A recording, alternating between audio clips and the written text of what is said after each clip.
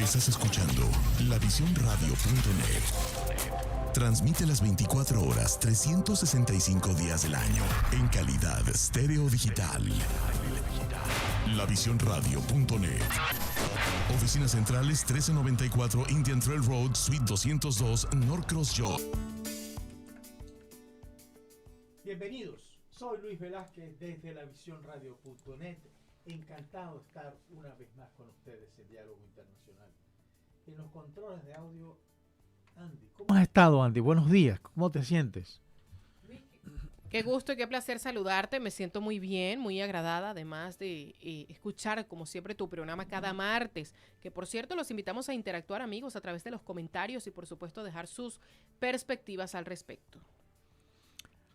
Así es, son las 9 de la mañana de hoy, 29 de noviembre del 2022. Nuestro número de teléfono es el 678-477-3036 y asimismo se pueden comunicar con nosotros a través de las redes sociales, Twitter, Instagram, YouTube, a través de la cual estamos transmitiendo en vivo y TikTok. En la mañana de hoy conversaremos con el doctor Tomás Martínez acerca de lo que se ha dado en llamar la criptocrisis, o más bien criptoinvierno, como lo llamaron algunos especialistas. Para que conozcan de quién se trata el doctor Martínez, él es estadístico y economista, especialista en investigación de operaciones, especialista en planificación, especialista en numismática, maestría en negociaciones económicas internacionales, doctor en ciencias gerenciales.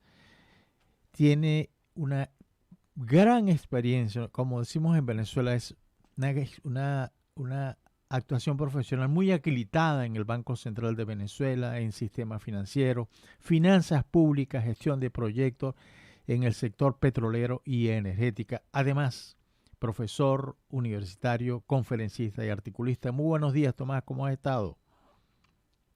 Profesor, buen día. Creo que me están escuchando bien. Perfecto, No, perfecto. me percaté de que no existiera ningún problema de audio, ¿no? Y tengo una conexión clara y transparente con un nuevo equipo que adquirí. Mi esposa me dijo que ya estaba obsoleto y necesitaba renovar la tecnología. Así es. Y como vamos a hablar de criptomonedas y la base de la criptomoneda es la tecnología, definitivamente hoy estamos estrenando pues este nuevo equipo más versátil, de multipropósito, de amplia conectividad pues, con los demás dispositivos que están en el mercado. Y bueno, nos permite ahora tener una mejor conexión. Sí. Eso Bueno, es muchas gracias por la necesario. oportunidad nuevamente, profesor, de conversar sobre temas que usted y yo, cuando usted estaba aquí en Venezuela, lo habíamos mencionado de alguna forma, Así es.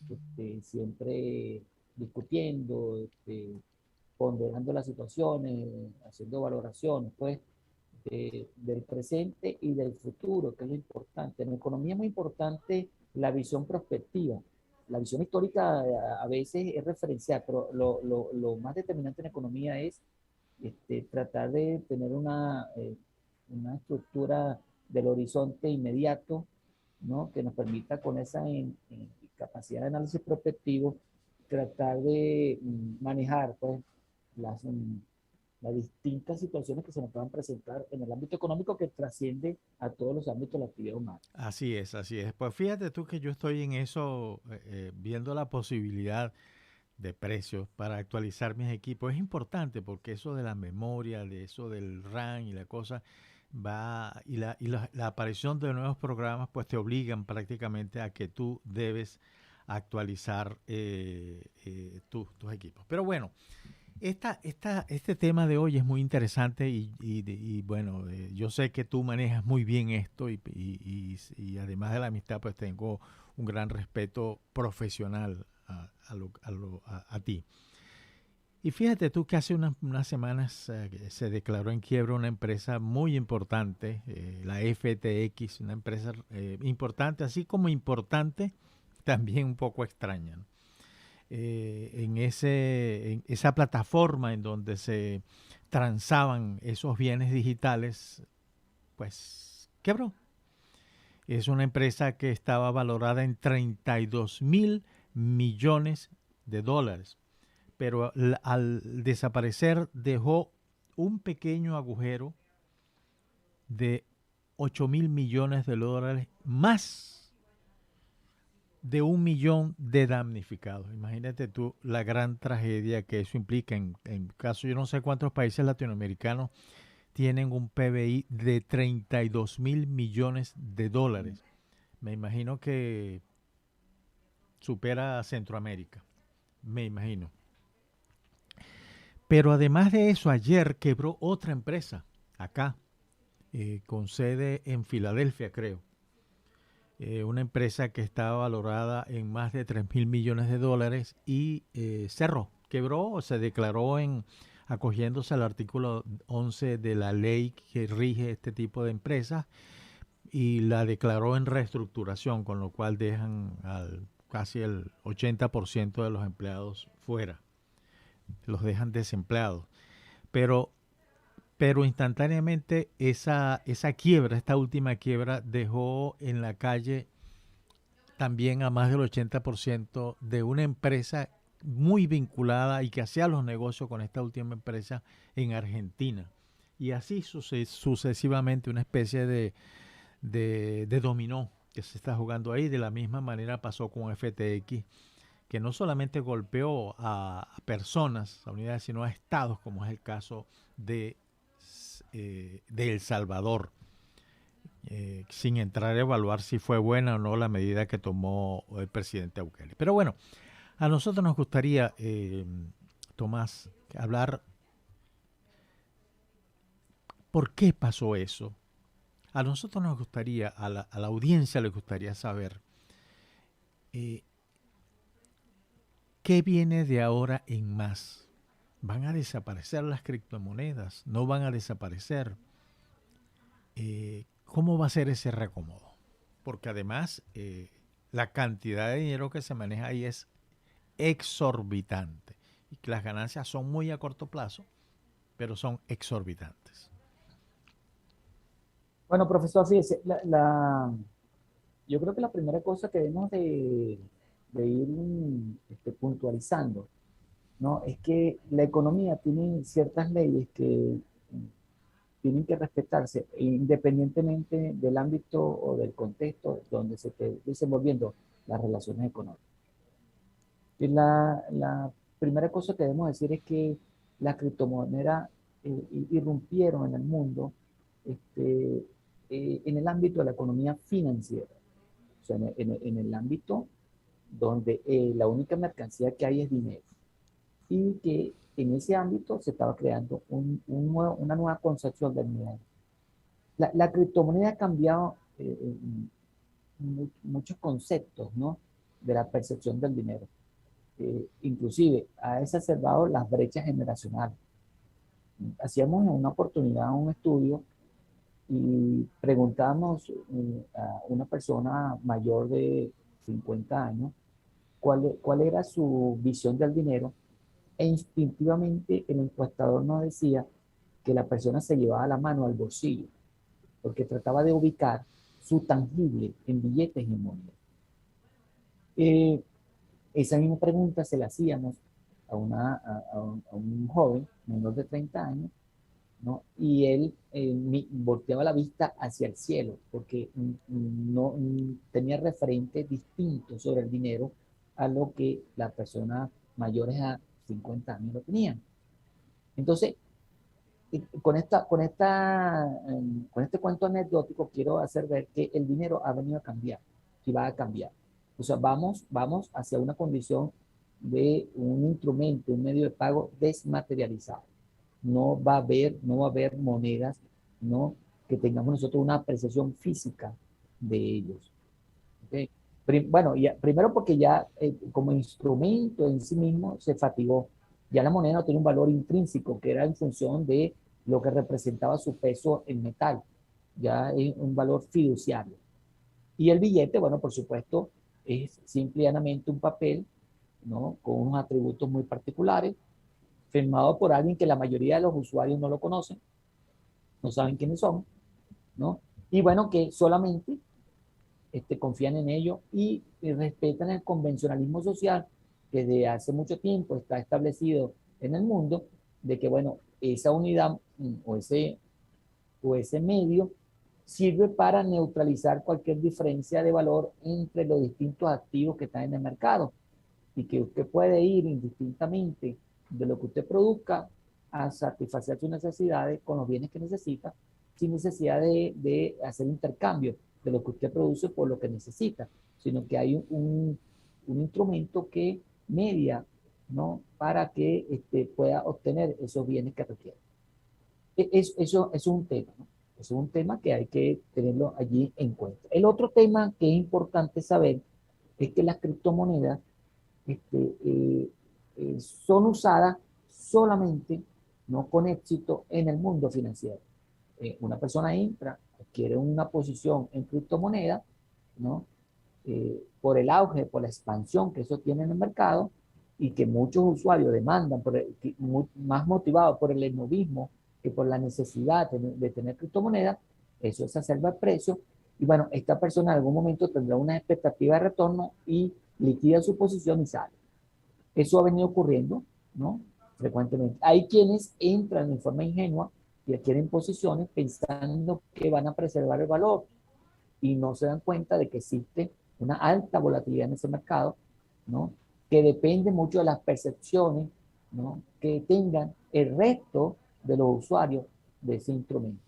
¿Qué pasó en el caso de FX? Bueno, yo creo que hay en parte un tema de mala gestión financiera, en parte una ausencia de organismos reguladores, y vuelvo yo a insistir, recuerde que yo tengo un sesgo en materia de manejo financiero, que es que por estar mucho tiempo en el sector público, tengo la tendencia de que recomendar medidas de regulación, no de control, de regulación de la actividad financiera, para que sobre todo los eslabones más débiles, los usuarios más débiles en ese ámbito, claro, estén protegidos ante cualquier desviación.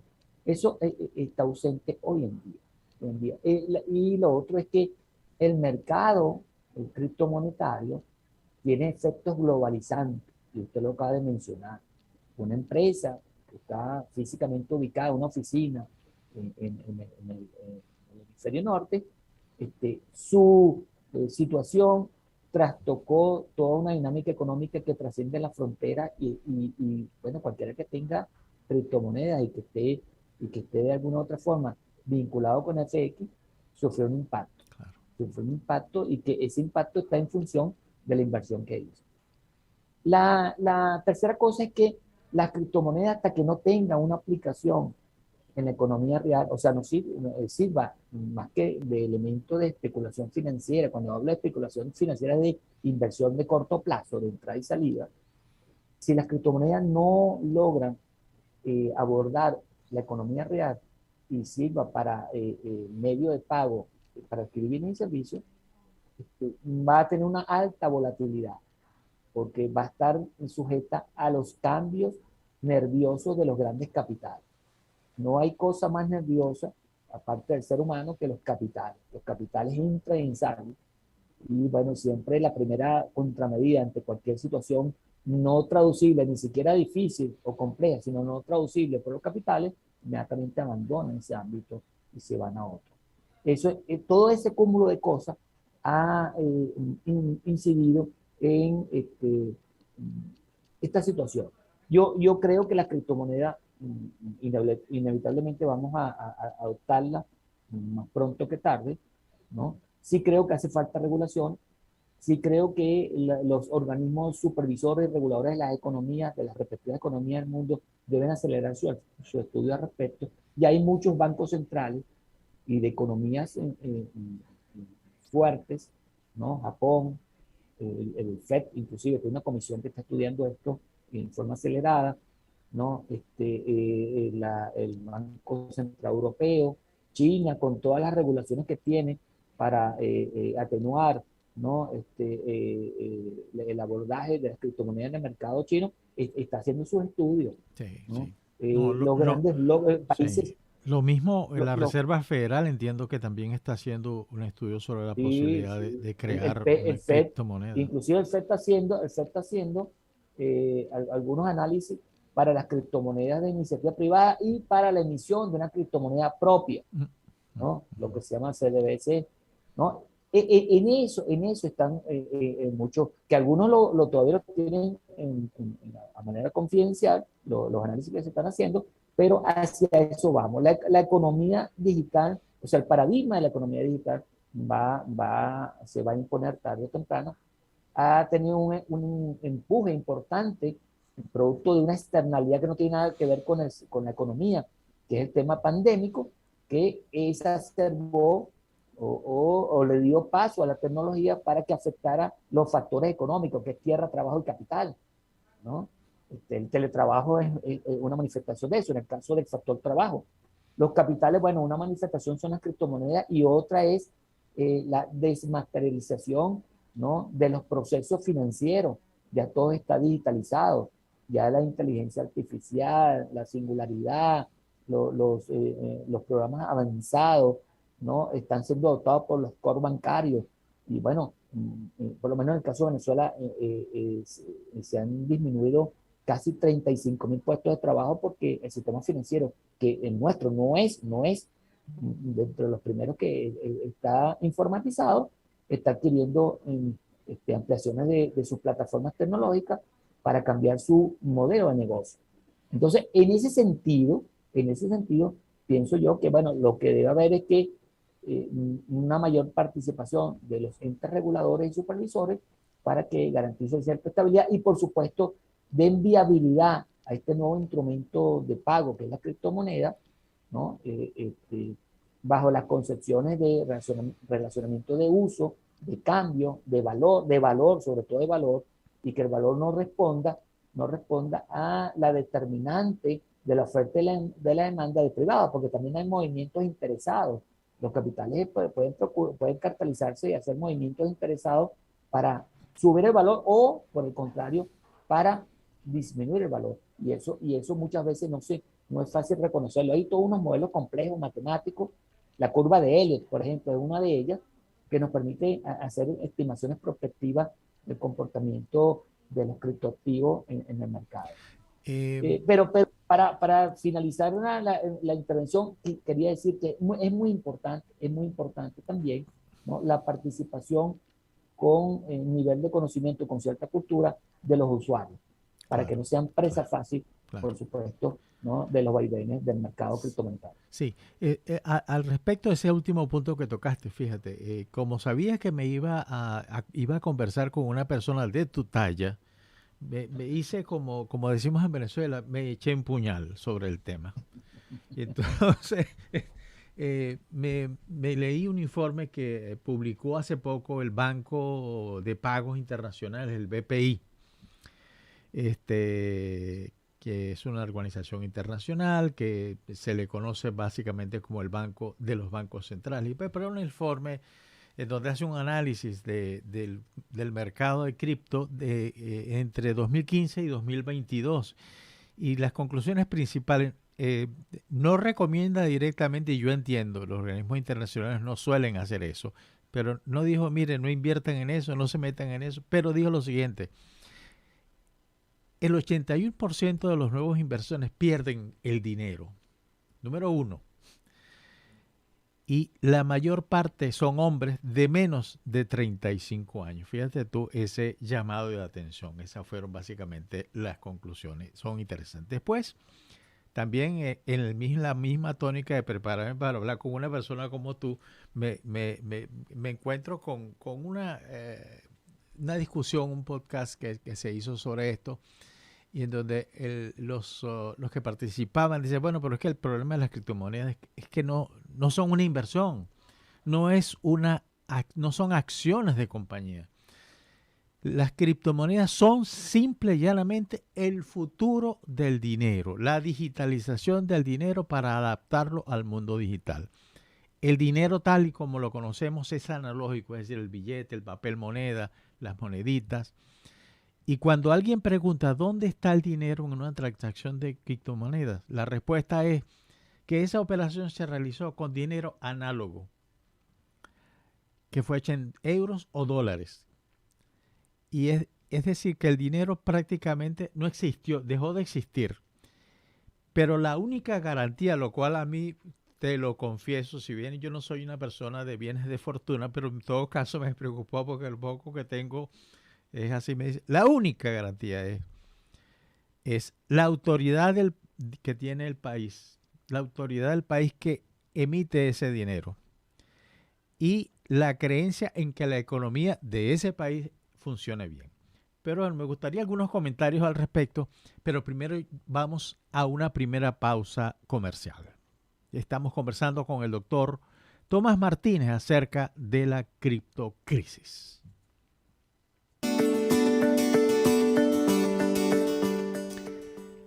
Estamos de regreso en Diálogo Internacional. Estamos conversando con el doctor Tomás Martínez acerca de la criptocrisis. Tomás,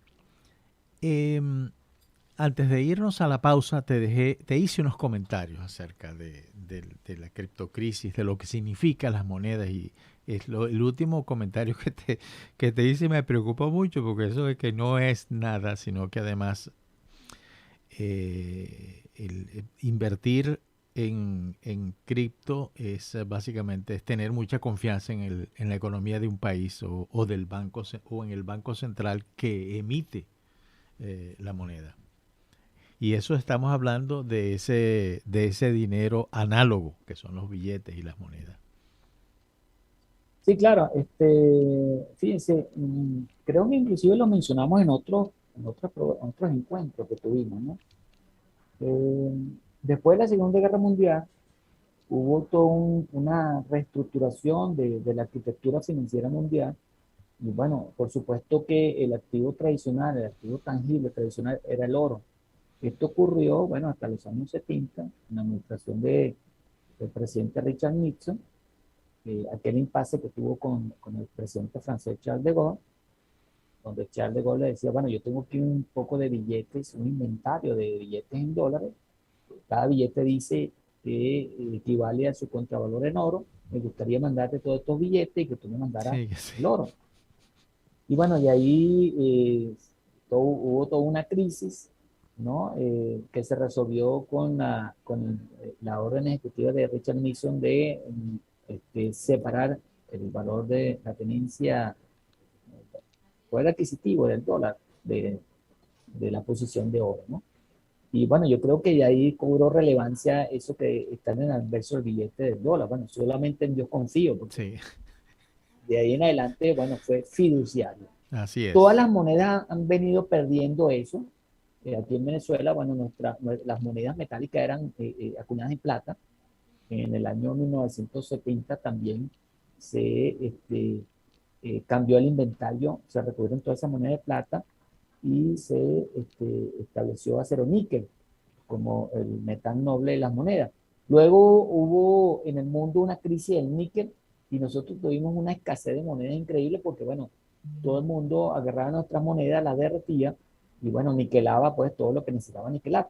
Y, bueno, solamente se quedó con un metal, una aleación con un bajo contenido de bronce y metal ferroso, que le da cierta politura y bueno, es la moneda que tenemos hoy en día. Lo que quiero decir con eso es que todas las referencias tangibles que hay del dinero se han venido perdiendo. De hecho, hoy en día el oro tiene un comportamiento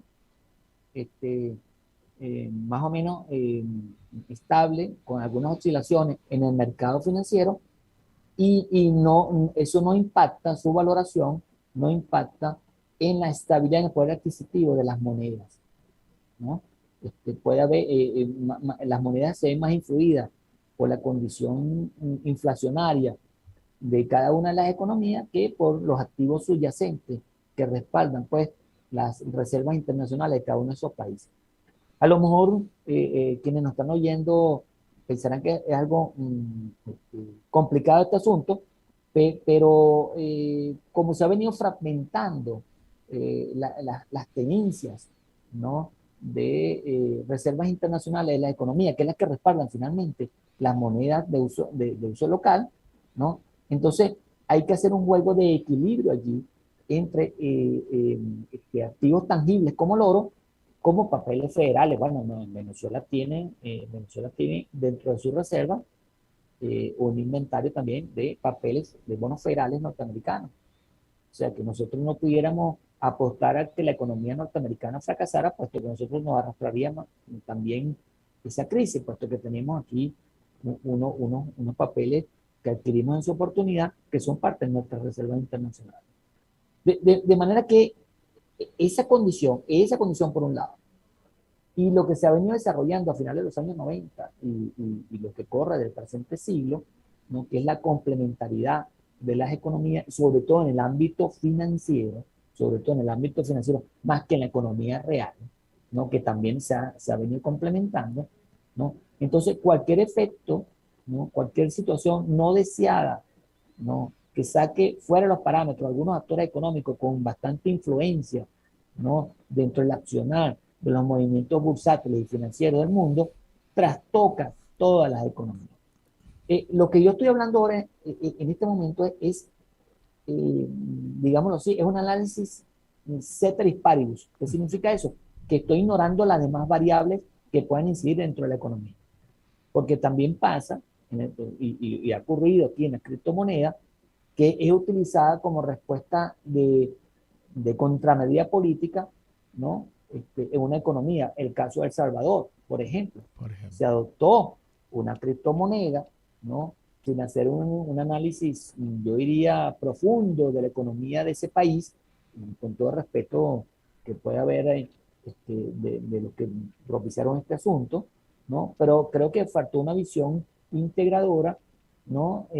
Sobre todo orientada, y aquí comienzo yo, para mis alumnos que me están escuchando, no que quiera hablar como sociólogo, sino que creo que es necesario que siempre enfoquemos la economía para generar bienestar, no para enriquecer grupos de interés, sino para generar bienestar. Esas son las visiones que hay, ese es el problema.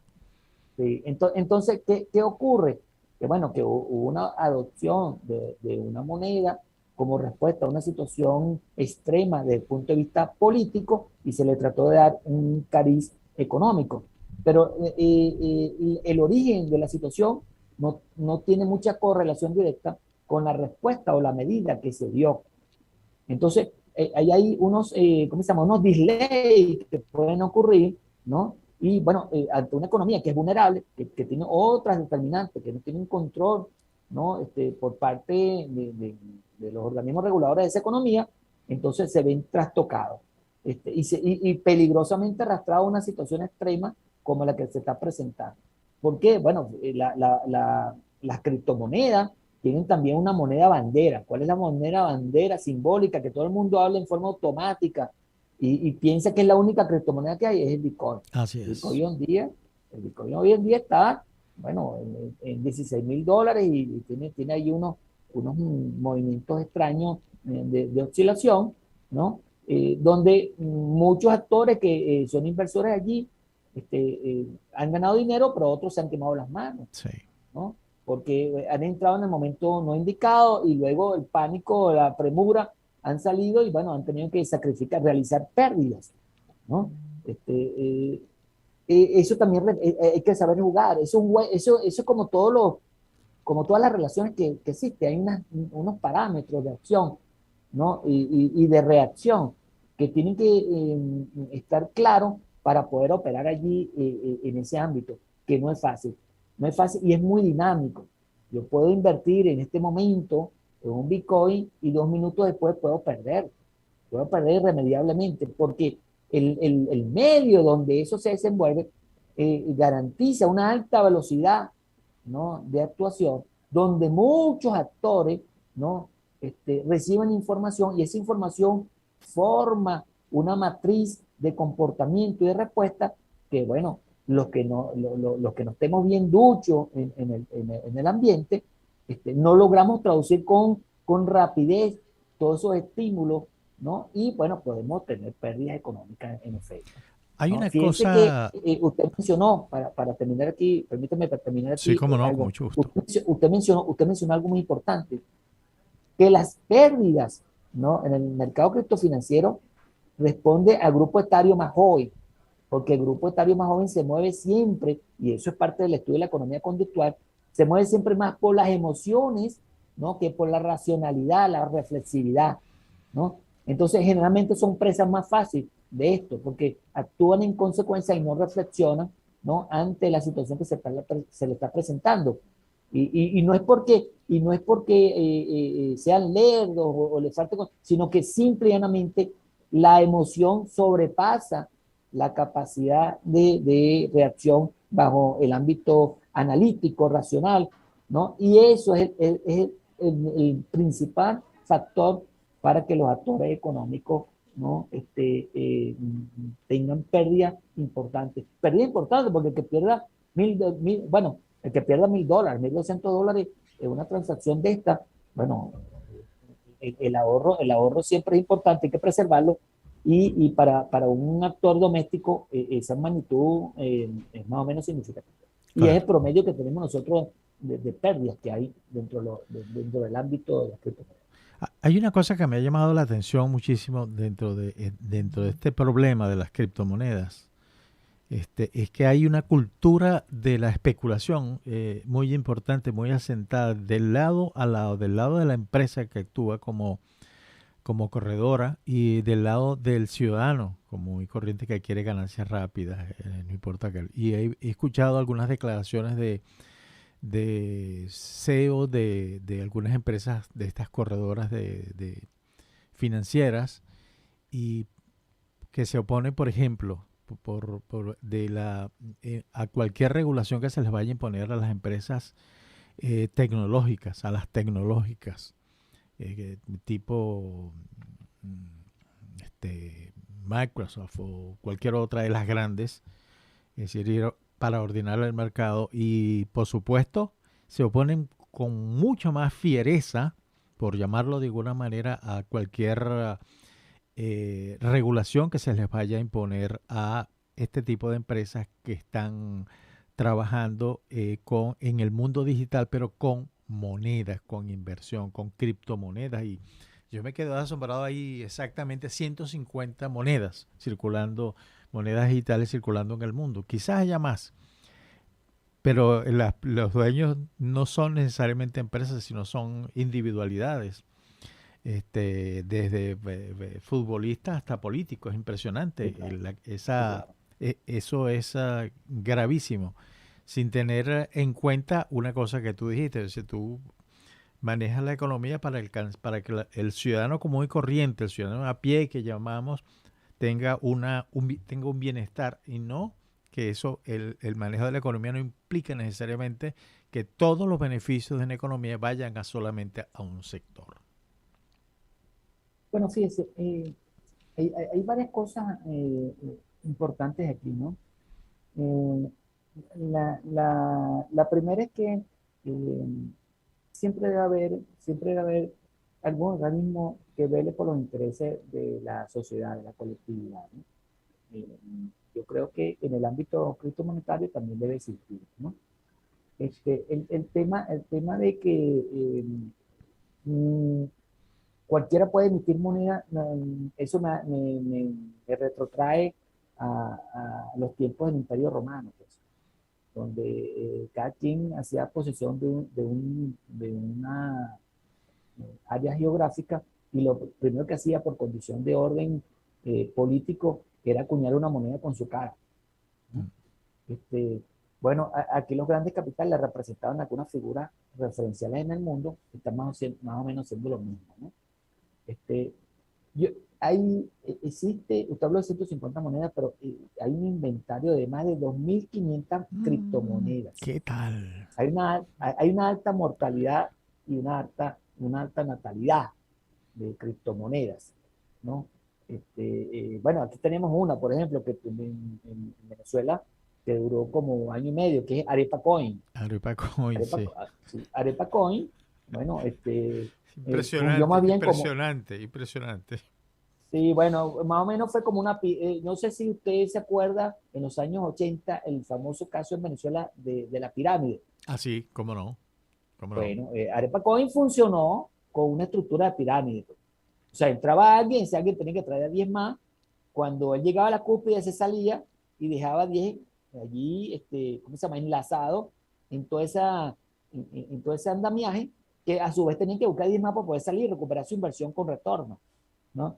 Entonces, eso ha venido sucediendo con muchas estructuras criptomonetarias, pero ¿por qué? Bueno, porque primero, su función no es ni siquiera especular en el mundo financiero, sino que alguien inventó eso para hacerse de algunos recursos y, bueno, simplemente regresa al anonimato y se va y deja un grupo de personas allí involucradas en el asunto. Y, para mí, por eso es importante que cada criptomoneda tenga una definición, responda a una estructura, a una arquitectura, tanto que explique su condición, su naturaleza tecnológica, porque aquí un punto que hasta ahora no hemos mencionado es la importancia de la tecnología, ¿no? En el pensamiento económico del diseño de las criptomonedas, que también es determinante, ¿no? Porque eso puede de alguna forma establecer parámetros de control y generar una forma de expectativa que tenga el actor económico que quiere ingresar allí en esa moneda y saber a qué se enfrenta, cuáles son sus posibilidades de éxito en términos económicos, ¿no? Y cuánto tiempo va a durar él allí interactuando con esa criptomoneda. Si eso se sigue comportando en el mundo o en el ámbito meramente financiero. Lo ideal sería que todas estas criptomonedas fueran optimizándose en cuanto a su relación de uso en la economía real y bueno, la propia dinámica definiera quién va a, o sea, una especie de ley darwiniana. Los más aptos Los más sobreviven aptos y los sobreviven. que no respondieron a las expectativas, por supuesto, van a perecer. Entonces, esas monedas tendrían una naturaleza propia, una razón de uso y un significado dentro de las relaciones humanas, que no fuera meramente el término de especular, ¿no? En el corto plazo, sino que tuviera una significación para que la persona pudiera satisfacer sus necesidades de cualquier tipo, tanto las básicas, las primarias, como las suntuarias, ¿no? Y que bueno, eso tiene una lógica. Ese engranaje todavía no se ha dado. Okay. Todavía es muy incipiente, o sea, y la criptomoneda, entonces, están en el ámbito meramente financiero, donde, bueno, usted sabe que allí las sorpresas abundan, ¿no? Sobre todo porque hay una asimetría de información importantísima, ¿no? Entre los pequeños capitalistas o los capitalistas domésticos, por darle un término, una clasificación, ¿no? Y los grandes capitales que son los que controlan, pues, por su acción volumétrica, lo que controlan la dinámica, la naturaleza, ¿no? de la valoración de esa criptomoneda que parece mentira.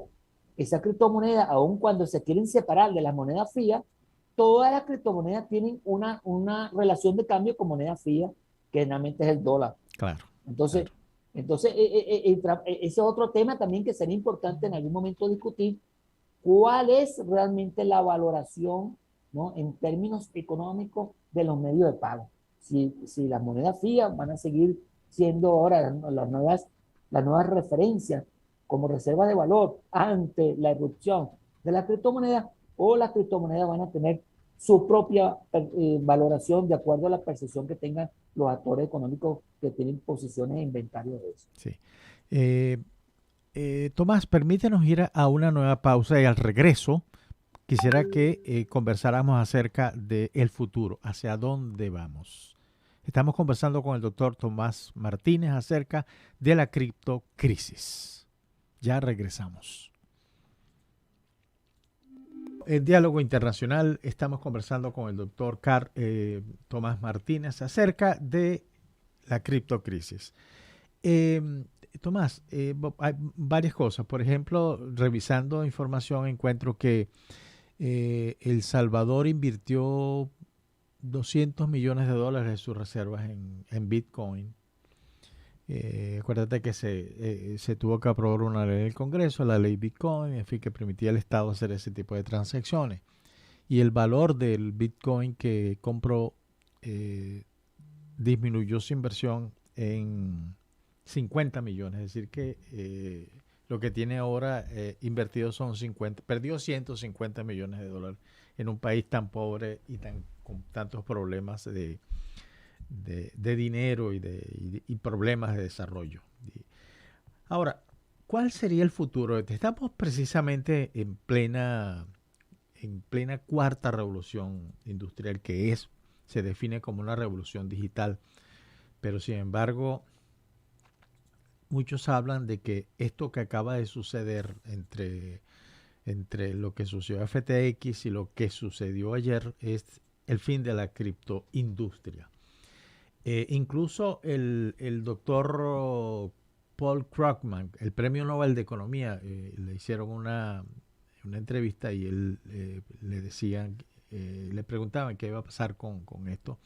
Él no daba con mucha certeza, pero que él vincula el mantenimiento de esa industria al tipo de regulación que habría en el futuro. Realmente yo no veo aquí que se estén moviendo las cosas hacia ese lugar, pero sí hay una gran preocupación. Creo que en el caso de Estados Unidos es una cuestión de tipo política. En el 2024 va a haber elecciones. Existen dos republicanos, dos candidatos, cuál más liberal. Y existe un candidato hasta ahora bastante claro que es el propio presidente Biden. Pero ¿qué va a pasar en todo caso? ¿Qué va a pasar con todo esto? ¿Qué va a pasar con esas inversiones? Eso de especulativo es una condición humana. Porque yo creo, o sea, el ser humano, desde que estaba en la caverna, tenía una tendencia a ser acumulador. Y esa acumulación fue lo que dio paso a las primeras relaciones de intercambio económico, ¿no? Este, Siempre trató de buscarle a los bienes tangibles algún valor y ese valor utilizarlo en su favor y parece mentira, ¿no? En forma egoísta, porque siempre trataba de ir en detrimento de su contraparte para hacer las transacciones económicas. Ese tipo de actividad económica de supervivencia, muy agresiva, muy hostil, se ha venido, no ha desaparecido en el mundo, pero se ha venido refinándose, ¿no? Y en el mundo financiero, esa actitud cavernícola existe. O sea, hay capitales que se cartelizan en un momento dado para fijar una posición sobre un commodity, sobre un papel, sobre un valor de una acción, por razones de interés, y no importa a quién están sacrificando, ¿no? Por los objetivos que se tracen, ya sea tomar el control de esa empresa, ¿no? Cuando esté en el suelo, o hacer retirar los capitales de grupos de intereses adversos. Eso ocurre, eso ocurre. O sea, precisamente lo difícil del mundo financiero es estar, ¿no?, en esa situación donde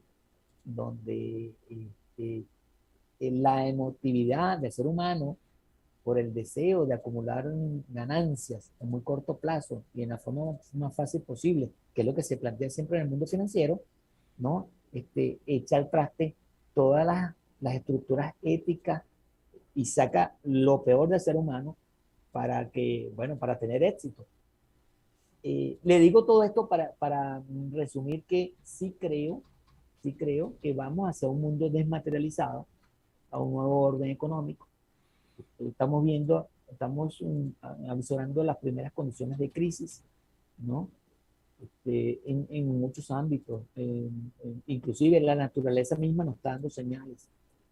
En el caso de Venezuela, lo que está ocurriendo con el clima aquí llama la atención, ¿no? Y hay que manejarlo o sea, hay que sentarse a reflexionar sobre eso, porque no vamos a tener que enfrentar una nueva realidad. En las relaciones humanas también.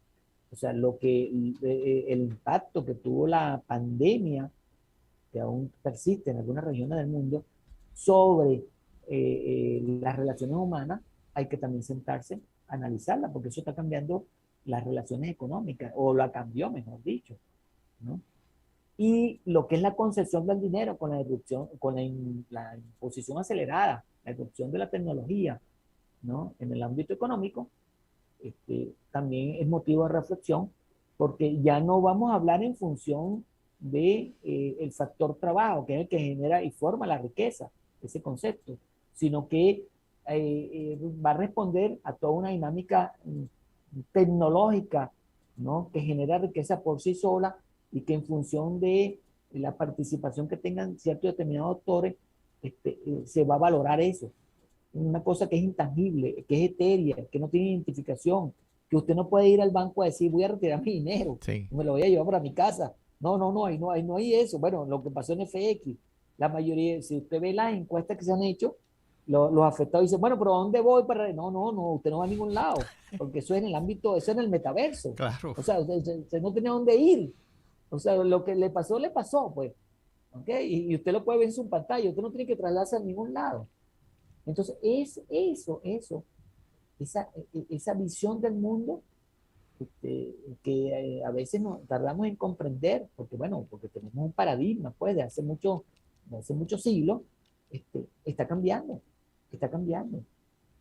tan sencillo como eso. Desde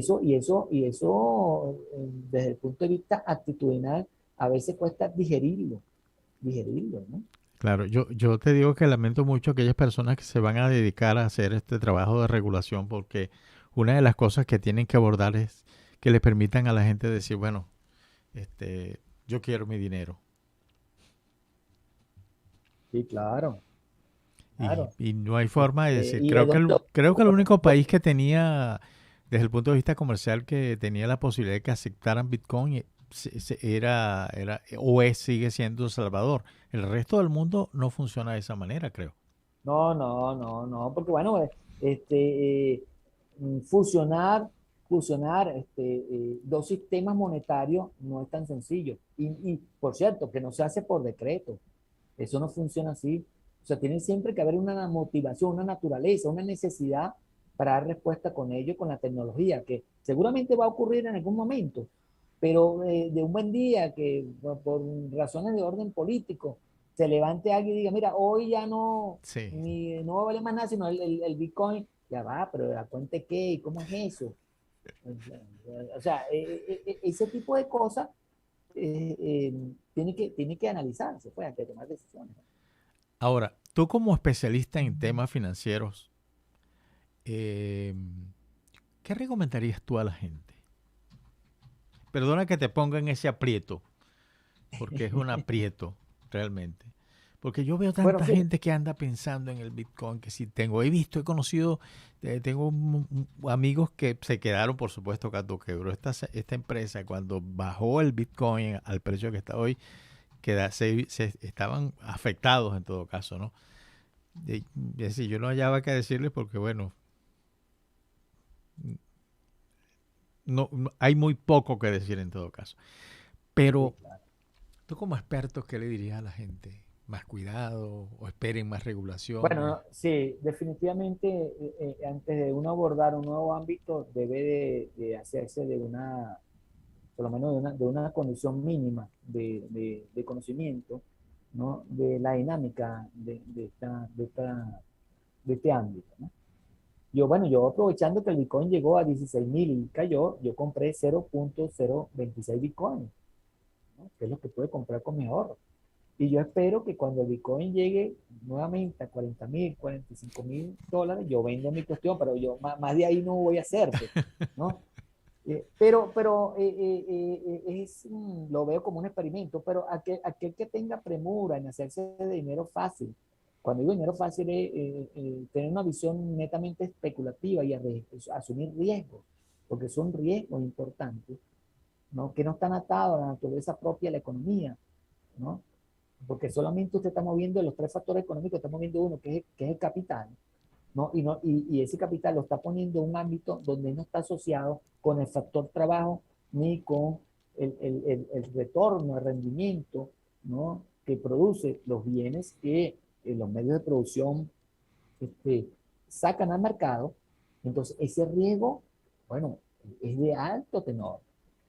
Y en función de ese riesgo, puede tener, puede tener una condición fortuita, diría yo, de ganancia, ¿no? Si lo sabe manejar, pero también a un costo elevadísimo, porque eso significa que va a estar pegado a una máquina 24 horas al día, Claro, viendo cuál es el punto de inflexión, cuál es el momento de la curva de helio más importante para salirse sin quemarse las manos, ¿no? Y que pueda tener retorno adecuado de acuerdo a sus necesidades, porque usted invierte en función de un retorno que va a cubrir sus necesidades finales, porque si va a tener ganancias pírricas no tiene sentido. claro, claro. ¿Okay? Entonces, ese gran reto, y tiene que estar en cuenta de que usted es un pequeñito actor dentro de una nube de actores que tienen información continua y constante, que tienen una gran capacidad de decisión y volatilidad, que no le importa nada, ¿no? Porque la misma concepción de razonamiento que tiene en la participación de mercado, que puedo tener yo, que tengo una tendencia a ser conservador, no la va a tener otro, que es más riesgoso, que no importa lo que pasa, que no le importa perder cierto capital con lograr objetivos superiores por una estrategia que ha diseñado. Y eso a veces no lo conocemos, ¿no? Y ahí estamos en las manos de tiburones. Es como una sardinita que está dentro de un estanque lleno de tiburones. Pues imagínese usted. Sí, qué ¿Cómo difícil. sería eso? Qué difícil, que sobre todo qué difícil Complicado. para los gobiernos asumir políticas que den estabilidad, ¿no? Y que den confianza en el sistema. Qué difícil realmente. Gobernar un país no es sencillo, sobre todo un país que se maneja en estos ámbitos. Yo me imagino que amanecer un día con la mitad de su dinero perdido no debe ser fácil en todo caso. Pero bueno, Tomás, oye, esta ha sido una conferencia, una clase magistral que nos has dado sobre el tema de la criptocrisis. Yo te agradezco mucho el tiempo que nos has dedicado para explicarnos de dónde venimos, dónde estamos y para dónde vamos.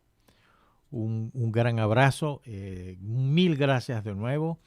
Y bueno, gracias Mayerly por estar aquí siempre con nosotros ayudándonos en el audio.